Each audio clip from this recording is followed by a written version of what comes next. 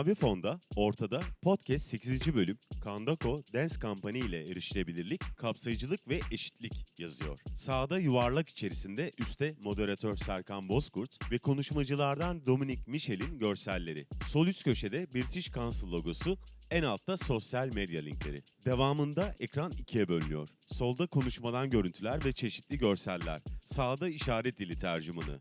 Sol üst köşede British Council logosu. Hello, everyone.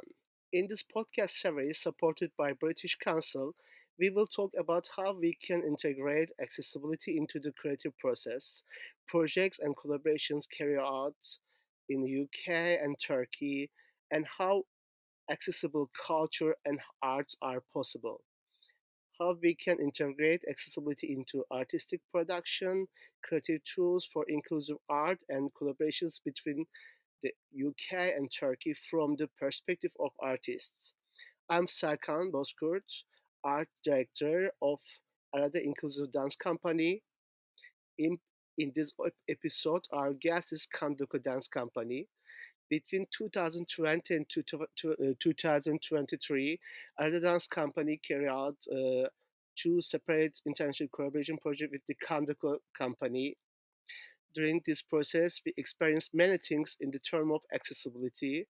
Therefore, we want to feature Candoco in this podcast with its experienced team in this process. Today, our guest is Dominic Mitchell. Welcome. First, I want to present you about asking your career and how you started to work in Candoco. Yeah, absolutely. Thank you so much for inviting me. I'm super excited to be here and to just share a bit about what we've been working on and the new experience joining Candoco in January of last year. Before that, I was a dance artist based in the States. I danced with numerous dance companies, from West African dance companies to modern dance companies. And inclusivity was something that was really rooted in my philosophy when working and doing my work within nonprofits in the art sector. And part of that was helping found an organization called Rooted Enrichment Center that's based in Kalamazoo, Michigan. And we approached accessibility from a village capacity, from a communal capacity, really recognizing that good service and good programming in the arts comes from really building a relationship with the community and the folks that you're working with. And so that was our ethos, and that's what we focused on. So while I was supporting this organization that supported folks who experienced birth, folks who are youth that want to get involved in the youth dance company, and also community healing projects. So I was doing all those things while also dancing professionally and also teaching professionally. And so those three components or three things that I was doing sort of built my expertise around dance education, around performance, and the ethics that go around community building. So all of those things led me to continue my dance education in a holistic way. And part of that was getting my master's at Roehampton University. And then after getting my master's at Roehampton University in London, I applied to be co-artistic director at Candoco. And being a disabled artist myself, I faced many barriers in my professional career. My relationship with my disability is very particular because my training often was problematic, and I was often invited to sort of train my disability out of my body, which is ridiculous and not possible in any shape or form. And so that journey enabled me to yearn to be a leader and to be someone who could remove these barriers, or at least in my professional work, create spaces or create opportunities for disabled folks to do their best work without worrying about those dynamics. And part of that also is thinking about queerness and thinking about different dance heritages and being intersectional in your approach, and understanding that there's also a cultural competency component, because folks from different cultures experience their disability in different ways. And I think organizations who are really international, like Candoco, and really spend time thinking and considering how disability is experienced throughout the global world is really great. And we can sort of take that knowledge and take those collaborations and build a deeper understanding of the multicultural participants that we dance with and do project with in London and beyond. And so it's really exciting. It was an interesting journey because it was kind of unconventional in terms of my work experience and how I landed with Candoco. But it's really amazing to be able to bring those skills to this dance company for the new chapter. So we recruited and auditioned a new cohort of dancers in spring of last year, and they are working on Dan Dawes' new commission currently. I think we're in week 8 or 9. I always get it confused. The weeks seem to go by really fast. But the dancers have been working really hard, but also really restful. And that's also something that we brought to the company, is trying to find rest and trying to find care and trying to find ways to enable the disabled dancers to live in their truth and to pull the knowledges that they have and their experiences and bring that to the performance. So it's been really exciting, challenging, very challenging, but very exciting and rewarding as well. Thank you so much for a great start. Uh, I would like to ask you, can you tell about your work, your role in Candoco? Yes. So Raquel and I started Post in January of last year, and my role is the co-artistic director, and I mainly focus on the learning and engagement components of the organization. At the beginning, working together, we kind of worked on the same projects together because that was the opportunity to get to know each other. We didn't know each other before the role, and so by working together on all the projects, it wasn't the most operationally sound, but it was something that we probably needed to build that trust, to see where our values align, and build an understanding of how the learning and engagement programs in the commission, how they're going to interact, and how the values can be moved between the different aspects of the organization.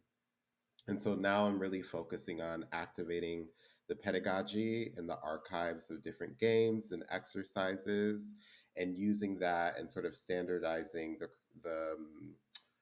the workshops and the dance classes that we teach and host, because we have a cohort of teaching artists, and I sort of manage the teaching artists, I train the teaching artists, and then we deliver residencies, workshops. We have a whole plethora of programming that we deliver outside of the actual commission with the choreographer.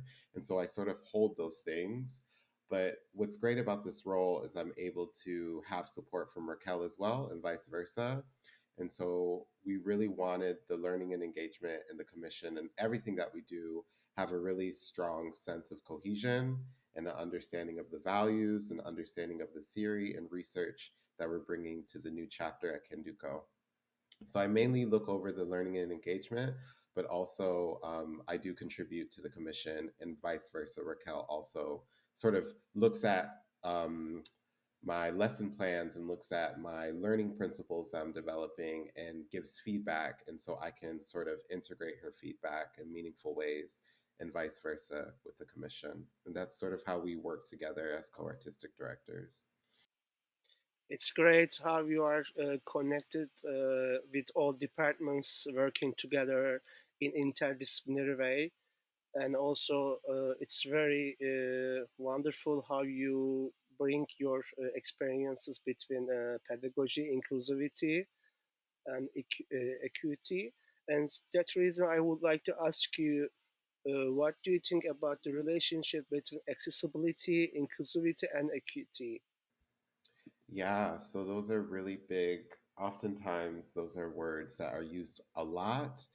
And I think what's really important is sort of defining them and identifying uh, the practical usage of the words and what that means in action when we're working in an inclusive dance company. So for me, accessibility is being able to build relationships with the folks that you're working with, whether that's on an individual basis as a dance teacher, a dance artist, or if that's organizationally with the company. So building those relationships creates opportunity for accessibility to emerge. I also think that the best practice for accessibility is really important, understanding different provisions. I think the UK particularly has access to work, which has been a blessing. So we utilize that in the company as well. But I really think about accessibility as being responsive. So being responsive to the community and the folks that you're working with closely. And part of that is equity. So I often think about equity as what does everyone need to do their best work? And oftentimes, because we often come from capitalistic societies, sometimes we immediately think who needs more or less. But I often encourage folks to reframe it as folks need different things. And yeah, just being able to accept the difference of needs and being able to find ways, creative ways to meet people where they're at is really important to me.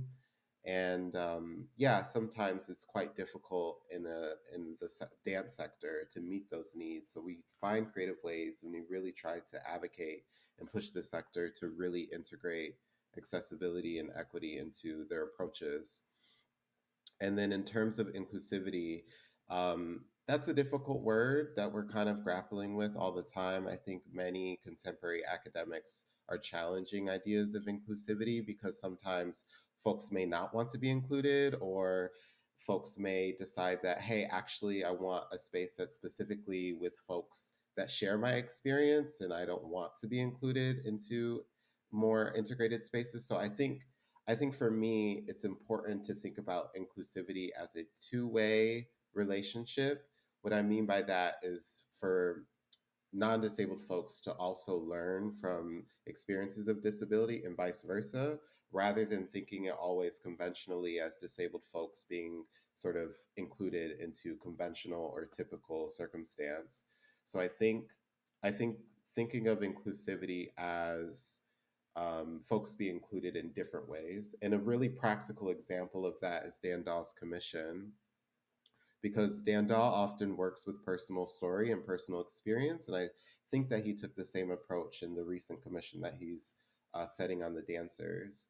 And so, what's great about this particular commission is it's coming from lived experience, and the audiences will be invited into the dancers, and many dancers have experiences of disability. So, being invited to that world, being invited to that knowledge, the audience is being included into these knowledges rather than the dynamic always being that disabled folks are being included into non-disabled experiences.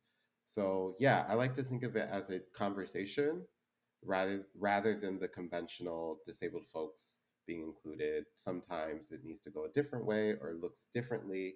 And I think that these conversations Raquel and I have been talking about for over a year, and that is sort of shaping how we approach every single program that we sort of deliver at Candoco. Great. I would like to ask you about Candoco company principles in accessibility and inclusivity. You already talk about it, but if you want to add something, and I am also curious because Candoco company is one of the most well-known companies. Do you make research on these concepts, and do you have some matters of the accessibility you implement in Candoco during open call auditions, rehearsals, show, and touring? Yeah, so what we did for the audition specifically is we sort of unpacked and interrogated conventional standards that are in place for auditions, because we wanted to recognize the barriers for disabled dancers as we sort of formulated these criteria that we were mapping to invite folks to the audition. And so we made sure that we took an equitable approach. We made sure that we also diversified heritages at Candoco, and I think that was important for us. So if someone was extensively trained in a dance form outside of conventional contemporary dance, we still enabled them to be eligible for this opportunity. Um, we also just really thought about how can the audition be a rest friendly space. How can we meet people with their access needs as best as possible? And sometimes there's clashes, but we try to find creative ways to solve those problems. In terms of rehearsals, what's great is Raquel integrated a rest day on Wednesday. So the dancers work Monday, Tuesday, rest Wednesday, the rehearse Thursday and Friday.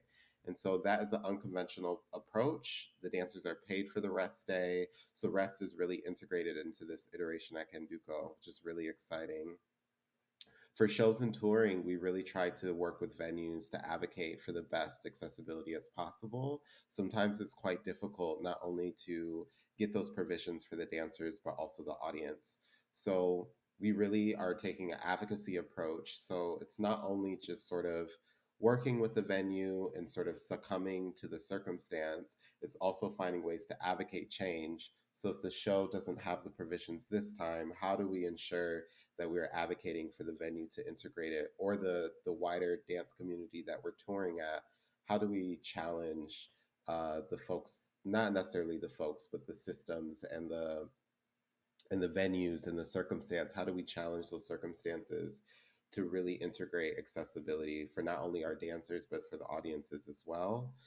Um, yeah, so I think that gives like an overview of what we do. Going back to the auditions, we heard really good feedback of folks feeling like it was not an audition. If some folks felt like it was a workshop, they felt like they had permission to unmask. They didn't have to mask in the space. So there's so many testimonials and so much feedback. You know, there was also things that went wrong in any audition or any program. You're always going to have challenges or things not go perfectly. But I was really impressed by and proud that we were able to enable the ethos and enable this idea and have it occur in real time at an audition. So yeah, it's just balancing the demands of a touring company and sort of recognizing the systemic issues and barriers that disabled folks face is quite this juggling game. And I'm really excited to be able to be on this journey with Raquel, because we sort of match in the sort of research and some of the ideas that we sit with when we approach dance making. So it's been really exciting.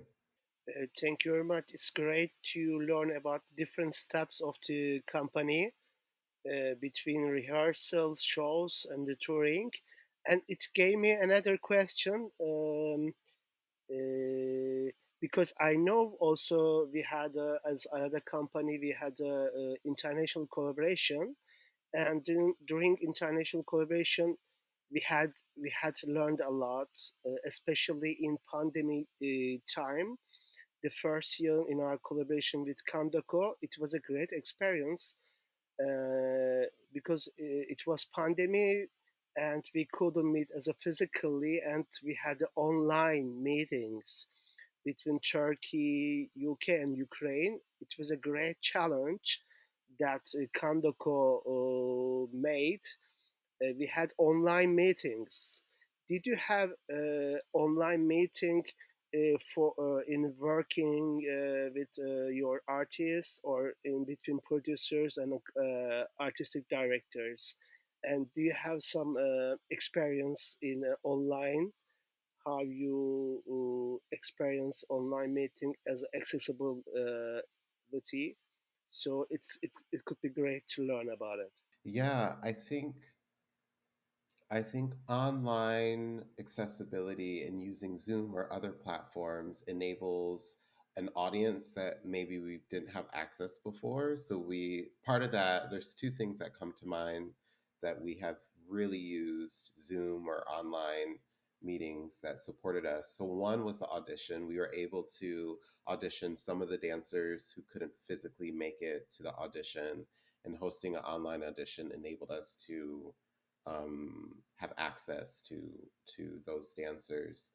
So that was something that was really helpful for us. And the second thing is we have a series of online dance classes that we teach.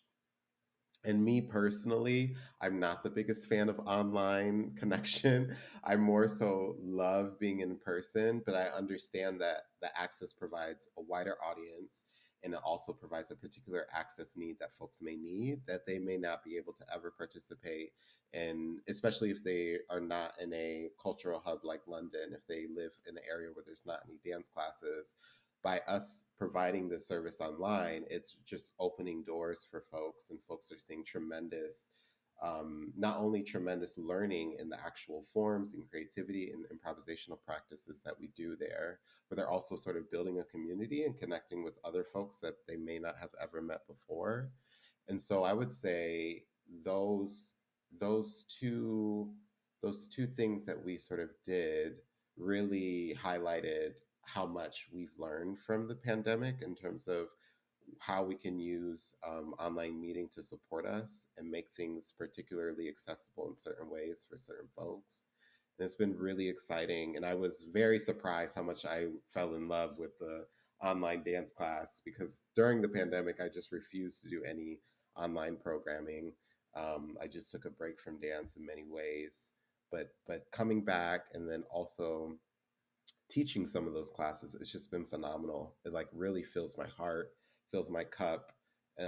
Oftentimes we do it on a Wednesday, so it's the middle of the week and gets me through the rest of the week. So yeah, I would say those two things are really, really highlighting how Zoom and how we're rethinking meeting and using technology to support us within a dance company. It's great. I am also the fan of the physical meetings, but online meetings and the class are also great possibility when we cannot with physically. Thank you very much for your all experiences that you shared. It's a great meeting with you. I would like to ask you if you want to add something maybe about your personal experience in accessibility in higher education or something I missed maybe. Thank you very much. Thank you. Thank you for inviting me, Serkan. It's been great. Yeah, higher education. I think there's many reasonable accommodations that are implemented currently, but I want to lift that not only in higher education, but in general, I think people underestimate the social barriers of disability. Like, what I mean by that is there's often times where I'm just going to speak from my own experience to start, where I would have to advocate for myself. And by doing that, it would break the conventions or the culture of the institution. So anytime you have to break those social expectations, it's quite difficult, and I think people underestimate how much of a barrier that is for someone, regardless of how accessible the pedagogy is, or not regardless, but what I'm trying to say is that's also a big component, and it's just as challenging as experiencing a non-inclusive pedagogy as well. So I think we also need to become aware of, again, it goes back to what I said earlier about institutions challenging themselves to get to know the folks that they're working with. And then once you start doing that, I think organically things occur and folks will feel more comfortable to maybe challenge the social conventions of asking for accommodations for things. Sometimes it's quite difficult to do that, especially younger dancers in the higher education programs who may just be fresh out of college or fresh out of secondary school, who may not have the tool set to advocate for those things. So yeah, I would say there's more work to do in education and beyond for sure. And some of the things that we're thinking about at Candoco is we have many programs that are coming up. So we have a teacher's training that we are going to share in-house. So we're going to have an in-house teacher's training that we're going to deliver in the spring, summer, and then next year in 2026.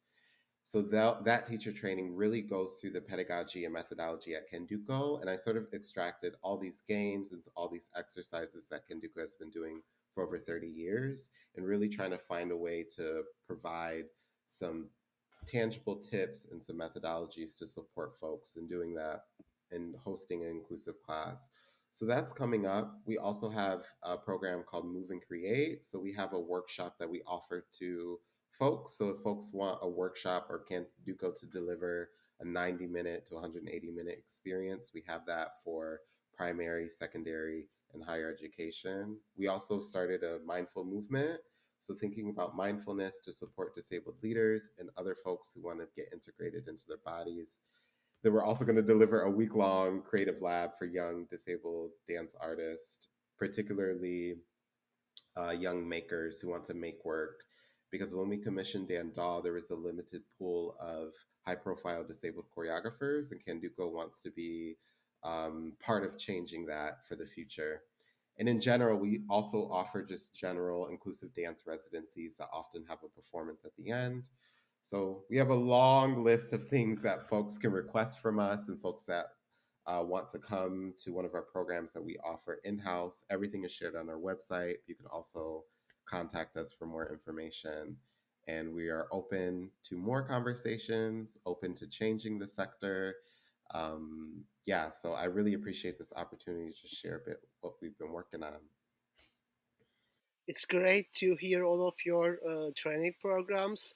30 years of experience of Candoco Dance Company is very important. It's serving many different experiences as training models and teaching models. It's great.